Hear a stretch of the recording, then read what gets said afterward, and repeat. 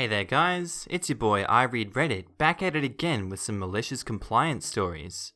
Now if you're feeling maliciously compliant on this blessed day, you better smash that subscribe button and get ready for a wild ride. I'll see you on the other side. Our first story was posted by user Isabel_internet, titled, "We are all malicious compliances on this blessed day."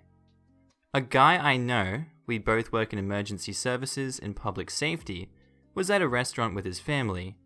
He racked up a $100 plus bill. The waitress brings the bill. He puts his credit card in the receipt thing, hands it to her. She comes back a few minutes later, tells him she can't charge the meal to that card because he doesn't look like the picture on the credit card. Well, that's true. He had lost 150 pounds in the preceding 2 years. "Oh, that's me, I used to be fat." "I'm sorry sir, you don't look like the picture. My manager won't let me run the card." "Well, I don't carry that much cash, and that's my only credit card, so what do you want to do?" "I don't know sir, but I can't charge this card if you don't match the picture." "Well kids, you heard the lady, free meal." Manager comes out. "Sir, you're going to have to find another way to pay for the check." "There isn't another way. I gave you my card, you refused to charge it, so it's your problem now." "Well, if you leave, I'll have to call the police." 10 minutes later, the cop shows up and says, "Oh, hey Josh, what's up?"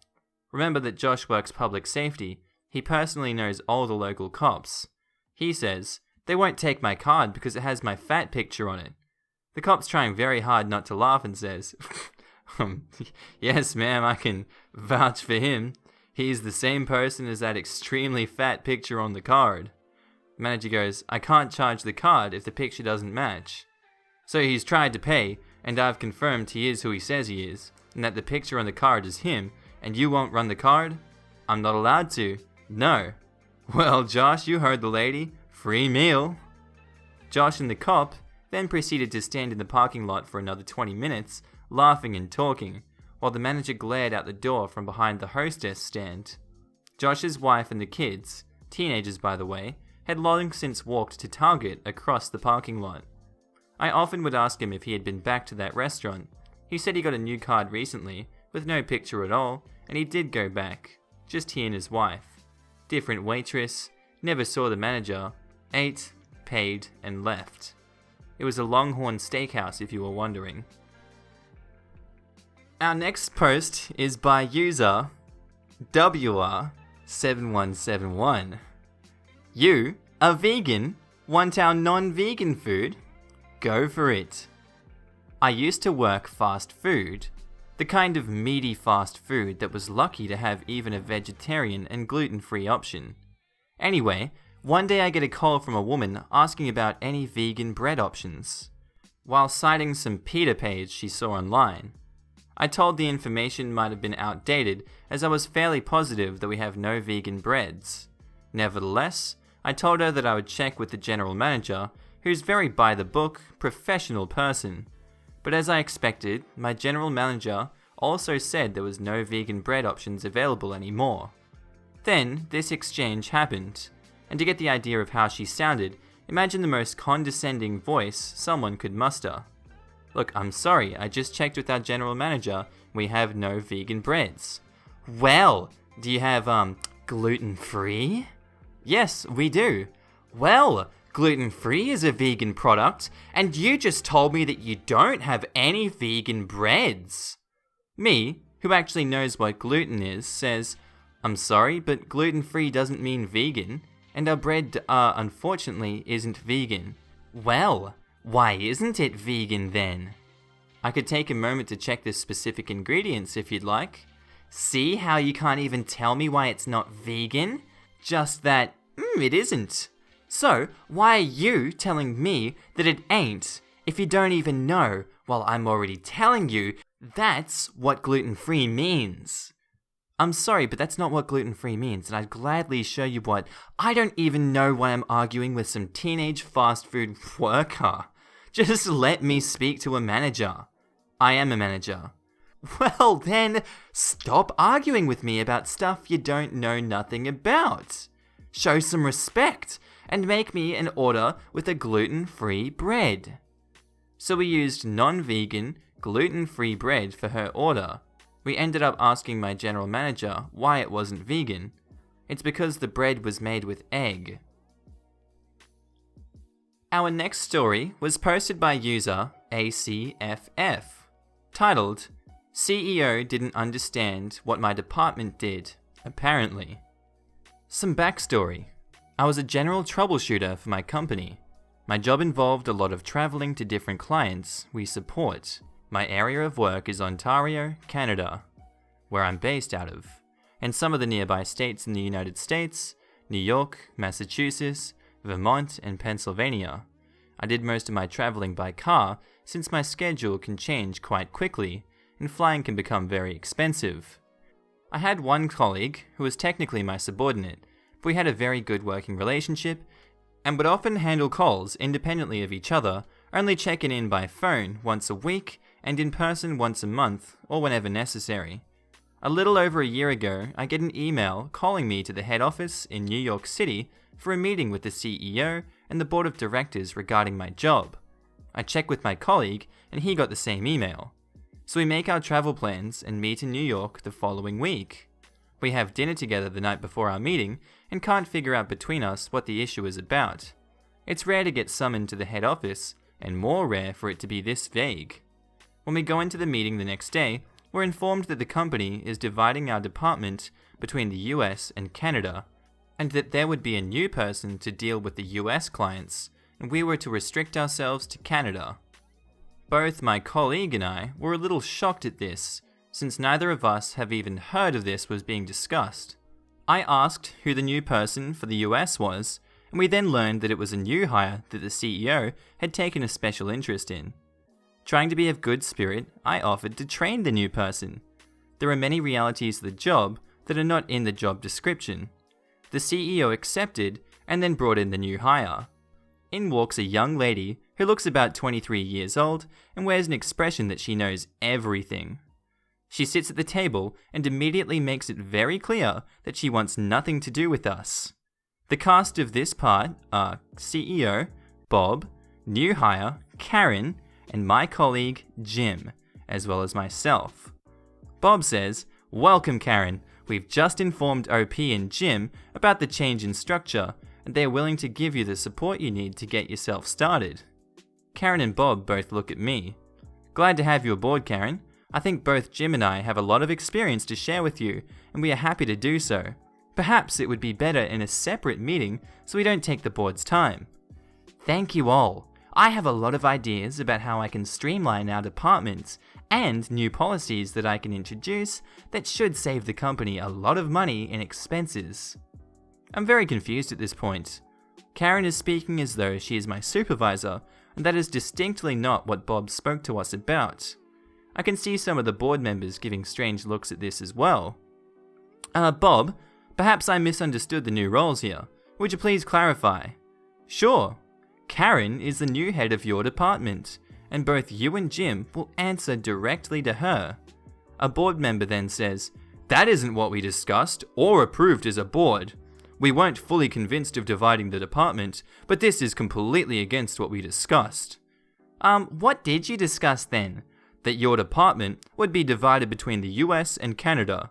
OP and Jim would remain north of the border, and you would run the US." "That's not what I was told, but I can work with that, as long as these two stay out of my way," indicating me and Jim. Jim and I are both shocked and insulted to be spoken of in this manner. We are both very good at our jobs, and before today have never seen this woman in our lives. So Bob says, "That settles it. OP, effective immediately, you and Jim are to have nothing to do with Karen. Do not interfere with her work at all. You are both to restrict yourselves to working within Canada only." With that, he ended the meeting and left the room with Karen close behind him. Jim and I sat there stunned for a moment, and some of the board members came up to us to express their shock and sympathies about this. I had enough presence of mind to ask if we would get a written directive of this change, and was assured that we would. Sure enough, both Jim and I got emails with a new directive from Bob by the end of the day. So after sending an email to all of our US-based clients advising them of the change and giving them the contact information of Karen, Jim and I made our way back to Toronto and reorganized ourselves for working within Ontario only. This meant much less traveling for us, so it gave us more room to breathe. Within a week, I was getting complaints from our US-based clients that Karen was not answering emails and missing appointments. I forwarded these emails to Karen and copied the entire board, including Bob. Another week later, I get a phone call from Karen, who sounds frantic but will not admit that she needs help. She makes pleasant conversation and then asks how I would handle a particular type of situation. I tell her I'm really not interested in discussing work, as that might be seen as interfering in her work. Later that evening, I get a call from Jim telling me he had the same conversation with Karen and that he handled it the same way. By the end of that month, I get a call from Bob asking if I'll take over the entire department again. I politely tell him no, since I didn't want to interfere with Karen and her role. For the next 3 months, I'm getting emails and phone calls from US clients asking if they can have me back as their contact. This confirms an idea that had been in my head. Jim and I had actually grown our client base in Ontario since restricting ourselves here, so I had lunch with Jim one day and asked him if he wanted to go into business with me as partners starting our own consulting firm. We couldn't provide everything our current company provided, but we could provide a high degree of professionalism for our specific field, and it seemed we had a ready-made client base. By the end of the lunch, he was on board, and we started the necessary steps to get ourselves set up. As soon as we were clear, we both submitted our resignations with explanations of why. The next time clients contacted us, we told them we no longer worked for the company. When they asked if we still worked in the field, we told them we had established our own firm and what services we offered. A month later, we had 60% of our US clients on board, and since the former company had no Canadian support at all, we had 80% of the Canadian clients. Within 2 months, we had 80% of the US and 90% of the Canadian clients. In the years since that time, our new company has grown enough that we have hired 7 new consultants. Jim and I find ourselves doing more office work than road work, and a lot of client courting. Our old company had to stop offering the in-person troubleshooting, what our department did, and Bob was fired by the board. No idea what happened to Karen. Updates. Because of the interest expressed in the comments, I made a phone call to one of the board members I remained on friendly terms with. Here are some answers to questions. How did Karen get the job? Apparently, Bob had set up a business school scholarship out of his own money, which had put something like 6 or 7 students through business school. Karen was the latest graduate, and Bob wanted to give her a start in the business world. Was Bob sleeping with Karen? No clear answer given, but Bob's wife divorced him shortly after he was fired from the company. Make of that what you will. What happened to Karen? Apparently, she got a job as a middle management in a financial services company. However, she can still build a life for herself and learn some important lessons. What happened to Bob? Last heard, he was a regional director for a large hotel chain. Hopefully, he also lands on his feet. Everyone deserves a chance to make a life for themselves. Some questioned why the board was there for this meeting. I honestly don't know, and neither did the board member I spoke with. It was one of their regularly scheduled meetings, and Bob added things to the agenda. Some people questioned my use of non-competes, saying that it's not nice. It's a normal reality in the business world. The oddity is that my old company did not have one. The non-compete I have, my employees sign, is not overly burdensome. It protects our intellectual property and professional contacts. It does not in any way restrict the employee's ability to work in the field. That said, Jim and I have both agreed that if an employee leaves us on good terms and reasonably asks to be released from the non-compete, we would oblige. Some inquired if we are still hiring. Unfortunately, we're not. We're taking a pause from expansion right now as Jim's wife is dealing with cancer. I don't want Jim to worry about the office while taking care of his wife, so we decided to maintain our size, which I can do with minimal input from him, until his wife is in remission and he has a chance to rest and return his attention more fully to our company. Jim and I treat each other like family, so this is a natural step for us. Thank you all so much for the interest and the great feedback and discussion in the comments. Our next story was posted by user samunseen, titled, "Refuse a $40 refund? Alrighty then." Story time. Last September, my wife had planned a wonderful Father's Day present for me. Father's Day is in September in Australia. This was to be my first ever Father's Day as a new dad, so to mark the occasion, my wife arranged to have our daughter's face laser etched onto a dog tag. However, the day before Father's Day, she received the item back and it was, shall we say, subpar. So she came to me and showed me my present early. Now, I've had some experience with crappy retailers before and remembered to always come prepared when disputing the quality of any goods and services. So I set my phone to record all audio and approached the retailer. I explained that my wife was upset at the quality of the engraving, and rightfully so. I requested a refund and was immediately met with resistance. To begin with, they blamed the quality of the photo that we provided. Then when I disputed that, they said that the laser engraving doesn't do depth very well, and some faces can end up with some shadows missing. End of conversation. They refused a refund and threatened to call security if I didn't leave. The engraver is located in a mall that I also happen to work in. My wife and I then left. We straight away left a less than glowing review on their Google page. This was met with accusations of us being unreasonable and threatening violence. Ours was not the only review to which they had this response. They informed us that the matter had been passed on to the local police and that a restraining order had been applied for. We immediately called all police stations and were delighted to hear that they had never heard of the company in question. After some thought, and me being the stubborn idiot that I am, I decided to forward the matter onto the local small claims tribunal. A month or so passed, and our day in the tribunal had arrived. We honestly were not expecting the engraver to show up, but lo and behold, there he was, at a civil claims court, in camo pants and a hoodie. We met in a room with the mediator, who told us that it may not be worth chasing a $40 refund from someone who is, in short, a D-bag.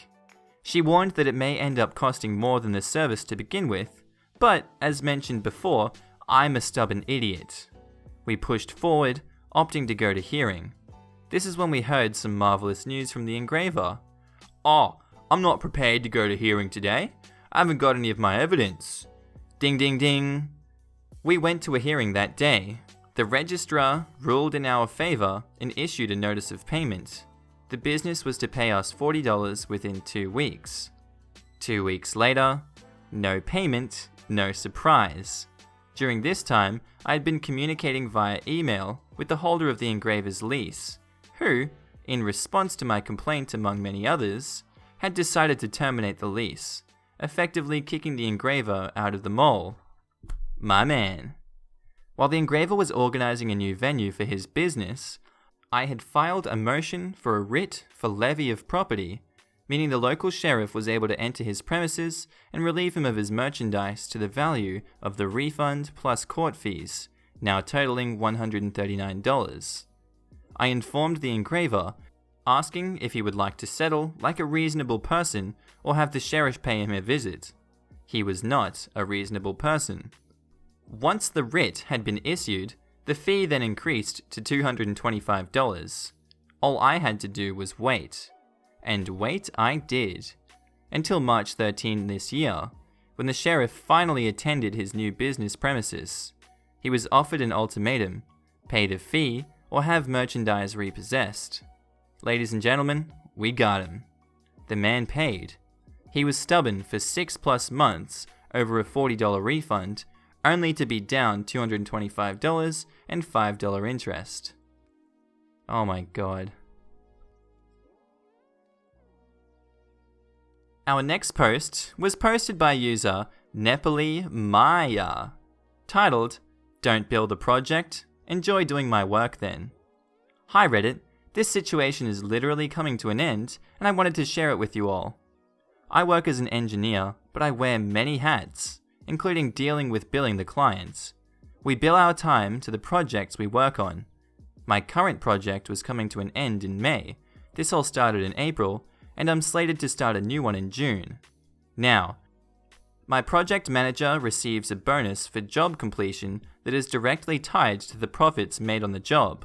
So, it is in his best interests to remove excess staff from the job early so they're not draining anything from the remaining funds in the budget. Anything left over from the staffing budget goes into the profit pool. It is somewhat important for me to mention that this project is located 10 minutes from my house, but the new one is 2 hours away. So I asked my manager to keep me on for a month longer so I had time to vacate my current apartment and move to my new one. At this time he said sure, no problem. To my dismay, behind my back, he transferred me off a week after my request. I didn't even hear from him. I heard from my new project manager. I was confused and upset, and I decided that while I wouldn't confront him, I certainly wasn't going to make his life any easier for him. One of my remaining tasks was to bill the client for the final month. Not a difficult task, but submission is through the client's online portal, which is an antiquated and confusing system to work with. On top of that, the client is a real stickler about making sure the process is correct and that we don't miss deadlines. There are draft submissions, review meetings, and final submissions to worry about, and each step has its own deadlines. Additionally, we have consultants that need to be paid for April's work. I emailed him and asked who was going to take over this task. I explained to him that it was a lot of work and that I should probably just stick around for at least a week or two more to show him the process. His response was exactly as I expected.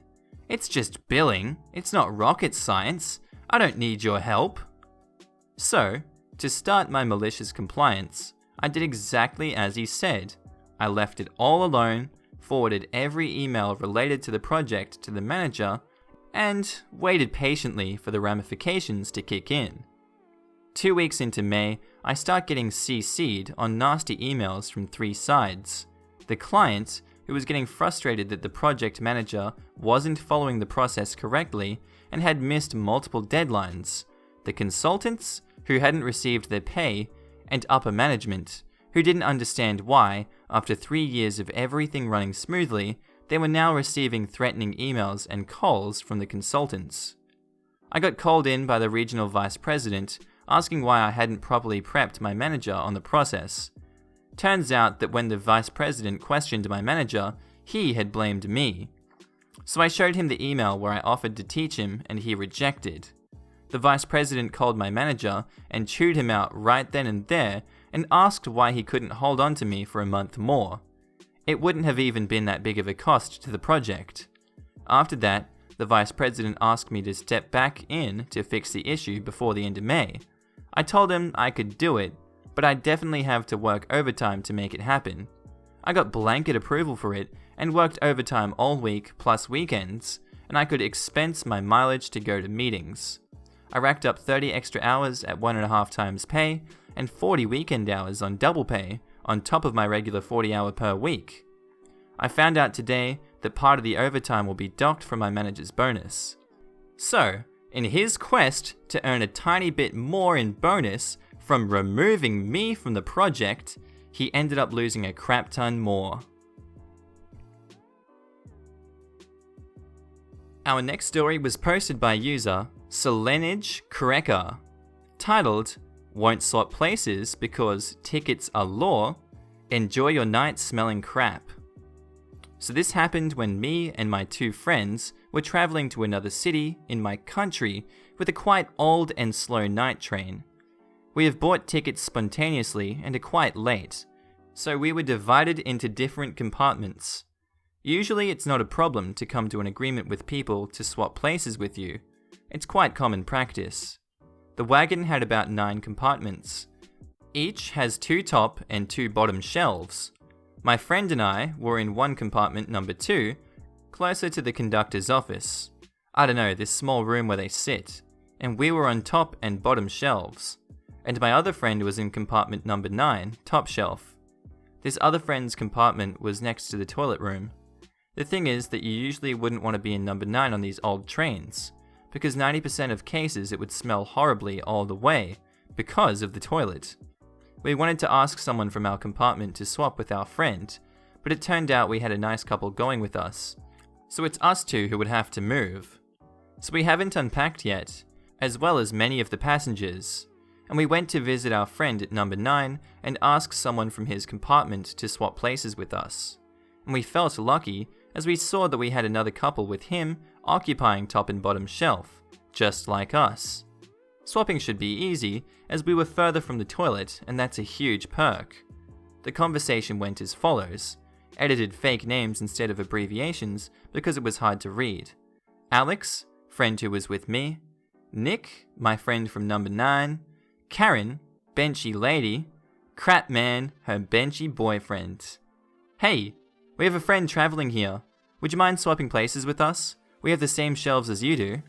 No, get away from my compartment. Note that Nick is there, as well as another passenger. Lady, please, it's further from the toilet and we'll be traveling together as a group. Yeah, please, if you would. Listen, kids. We were all 22 to 23 already. Would you calm down, dang it?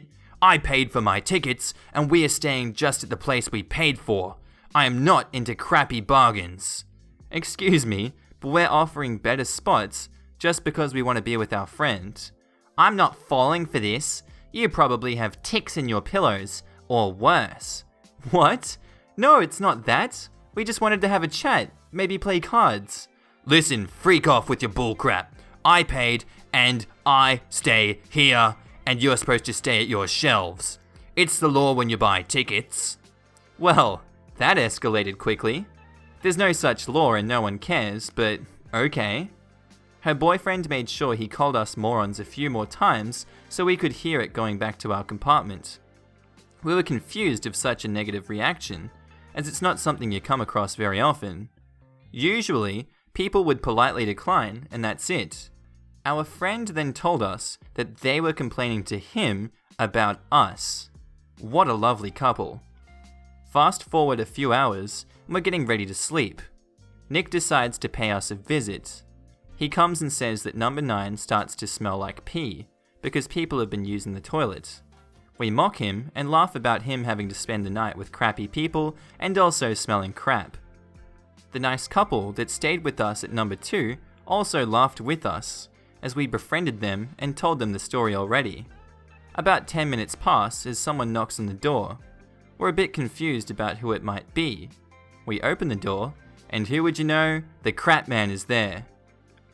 You guys, we've thought about your offer, and we think that we might like to accept it. You mean swap? When we've already unpacked? Yeah, I'm sure it's fast and no problem. My woman is unable to sleep there. Is it the smell? He's crappy that we got his idea. Yeah, it's bad. She's sick because of it. I see my friend and I already feel what he's about to say. I hear the inner drums, preparing me for the moment. Sorry, man. We're staying on the shelves that we paid for. It's the law. I made a walrus gulp and closed my face laughing. Nick chuckled in his hand, and the nice couple had that happy, shocked expression on their faces. Those jerks ended up spending the night with the smell worsening with every hour. Nick also suffered there, but he said it was worth it, listening to Karen eating her man's brain out over not being able to fall asleep. She tried to spray her perfumes around, but it only turned out to smell like a pile of crap on a flower bed. Anyway guys, I hope you enjoyed that episode. Tell me what you think about it in the comments down below and we'll have a chat about it. I'll see you in the next episode and I hope you all have a good day. Bye!